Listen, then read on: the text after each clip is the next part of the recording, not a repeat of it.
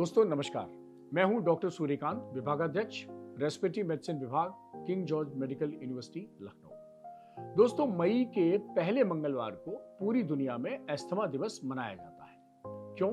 क्योंकि अस्थमा से जो पीड़ित लोग हैं या उनके जो घर वाले यानी परिजन हैं, उनको हम अस्थमा की नाम की बीमारी में हम उनको जागरूक कर सकें और अस्थमा को कैसे नियंत्रित रख सकते हैं या बचाव कर सकते हैं, उनको हम बात संदेश के माध्यम से या सोशल मीडिया के माध्यम से उनको जागरूक करें। तो दोस्तों, हमारे देश में लगभग 3.5 करोड़ लोग जो हैं वो अस्थमा से पीड़ित हैं। हमारे उत्तर प्रदेश में भी करीब 60 लाख लोग इस बीमारी से पीड़ित हैं। तो दोस्तों, हम जानते हैं कि अस्थमा क्या है। तो अगर आप इस पर देखेंगे तो लिखा है अंडरस्टैंडिंग दी अस्थमा। अस्थमा को हम कैसे समझें? तो ये जो हमारा फेफड़ा है, वन पेयर ऑफ लंग जिसको कहते हैं, इसी से हमें ऑक्सीजन मिलती है। जब हम सांस लेते हैं तो दिन भर में हम 25,000 बार सांस लेते हैं। एक बार में हम आधा लीटर सांस लेते हैं, जिससे कि हमारा जीवन चलता है। दोस्तों, कहते हैं कि हमारे जीवन की शुरुआत होती है पहली सांस से और अंत होता है अंतिम सांस से। अब अगर ये हम फेफड़ा देखें तो इस फेफड़े में क्या होता है कि अंदर छोटी छोटी सांस की नलियां होती हैं और ये जो अंगूर के गुच्छे जैसे हैं, ये फेफड़े की अंतिम संरचना है जिसको हम एल्वोलाई कहते हैं। और इस अस्थमा की सांस की नली अगर हम कट सेक्शन में देखें तो ये कट सेक्शन है और ये ब्लू जो दिख रहा है, इसमें सांस आती है जाती है, इस फेफड़े में सांस आती है जाती है। लेकिन अस्थमा के व्यक्ति में क्या होता है कि जिनको पैदाइशी रूप से यानी जेनेटिकली ससेप्टेबल लोग जो हैं, उनकी सांस की नलियां जब एलर्जी या कोई और कारक के एक्सपोजर में होती हैं तो उनमें सूजन आ जाती है सांस की नलियों में और सिकुड़न आ जाती है और उसके कारण ये अस्थमा की सांस की नली आप देख सकते हैं।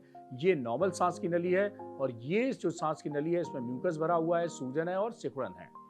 तो जब सांस की नली की सिकुड़न हो जाती है तो उससे क्या होता है कि हम सांस कम ले पाते हैं, ऑक्सीजन कम जाती है तो हमारी सांस फूलने लगती है। अब आप कहेंगे डॉक्टर सूर्यकांत, सबकी तो सांस नहीं फूलती है, तो किसकी सांस फूलने होने की संभावना ज्यादा रहती है? तो दोस्तों, पैदाइशी रूप से कुछ लोगों की सांस की नलियां अति संवेदनशील होती हैं। जैसे अति संवेदनशील का मतलब है कि जैसे आप नीम की पत्ती छूइए, आम की पत्ती छूइए तो कुछ नहीं होगा, लेकिन जैसे ही आप छुई मुई के पौधे की पत्ती छूते हैं तो वो सिकुड़ जाती है। Touch me not plant. तो इसी तरह अस्थमा के रोगी की जो सांस की नलियां हैं वो अति संवेदनशील हैं और जैसे ही वो धूल, धुआं, गर्दा, वायु प्रदूषण, बहुत तेज खुशबू या घर में कोई पेट एनिमल्स हैं उनके कारण या मौसम बदलने के कारण, ज़्यादा सर्दी ज़्यादा गर्मी होने के कारण, नए मौसम में नए फूलों के जो परागकण निकलते हैं उनके कारण, किसी ने डिओ और परफ्यूम लगा लिया उसके कारण, या महिला कोई गई सब्जी में छौंक लगाना उसकी खुशबू के कारण, आपने कछुआ छाप अगरबत्ती जला ली उसके खुशबू के कारण, ऐसे बहुत से कारक हैं जिनके कारण जैसे ही सांस की नली में ये कारक जाते हैं उनमें सूजन आ जाती है और सांस फूलने लगती है। दोस्तों, यही अस्थमा है। अब दोस्तों, इसके इलाज कैसे करें? तो लक्षण तो उसके हो गए सांस फूलना, सीने में भारीपन होना, खांसी आ जाना, अक्सर नज़ला बना रहना और चलने में सांस फूलना या बैठे बैठे भी सांस फूल जाना। तो अक्सर इसकी शुरुआत बचपन से होती है। अब वैसे तो 55 तक भी हो सकती है, कभी भी हो सकती है, लेकिन ज़्यादातर मामलों में देखा गया है कि बचपन से ही ये अस्थमा शुरू हो जाता है। और ख़ास तौर पर कुछ सालों से, पिछले 30 सालों से बच्चों में फास्ट फूड का प्रचलन ज़्यादा है, तो इसलिए बच्चों में अस्थमा बढ़ रहा है, बहुत तेजी से बढ़ रहा है। तो दोस्तों, fast food, non vegetarian diet, तनाव, धूम्रपान करना या और कोई नशा करना, ये सब भी बहुत कारक हैं अस्थमा को होने में। अब दोस्तों, लक्षण के बाद हम बात करते हैं कि डायग्नोसिस कैसे बनती है। तो जिस किसी को ये लक्षण है उसके अलावा एक लंग फंक्शन टेस्ट किया जाता है जिसको हम पीएफटी का यानी पल्मोनरी फंक्शन टेस्ट कहते हैं। उसमें पता चल जाता है कि आपकी फेफड़े की ताकत कितनी है, यानी फेफड़े की कार्यक्षमता कितनी है। फिर उसके बाद इनहेलर देके हम दोबारा चेक करते हैं कि इनहेलर से क्या ये कार्यक्षमता आपकी बढ़ जाती है। तो अगर इनहेलर से कार्यक्षमता बढ़ जाती है तो अस्थमा को हम मरीज को इनहेलर देते हैं। और आज 2024 यानी 2024 तक जितनी हमारी मेडिकल साइंस डेवलप हुई है, अस्थमा का जो गोल्ड स्टैंडर्ड ट्रीटमेंट है वो इनहेलर चिकित्सा ही है और दूसरी कोई चिकित्सा नहीं है। हाँ, आप साथ में कुछ भी कर सकते हैं, योग कर सकते हैं, प्राणायाम कर सकते हैं, उसके लिए मनाही नहीं है, लेकिन इनहेलर की कीमत पर नहीं, इनहेलर को छोड़कर नहीं। तो दोस्तों, एक बहुत ही सिंपल इनहेलर इस टाइप का होता है जिसमें ये इनहेलर के कैप्सूल होते हैं और इन कैप्सूल को हम ये जो मशीन होती है इनहेलर वाली, इस मशीन को ऐसे खोलते हैं और इसमें डालते हैं और उसके बाद बंद करते हैं और इसके बाद मुंह से खींचते हैं इनहेलर को, तो ये दवा सीधे सांस की नली में चली जाती है। और चूंकि ये सांस की बीमारी है तो सांस के रोगियों को जो सिकुड़ी हुई सांस की नली है उसको खोल देती है और हम सांस में आराम मिल जाता है। 3 मिनट के अंदर आराम मिल जाता है।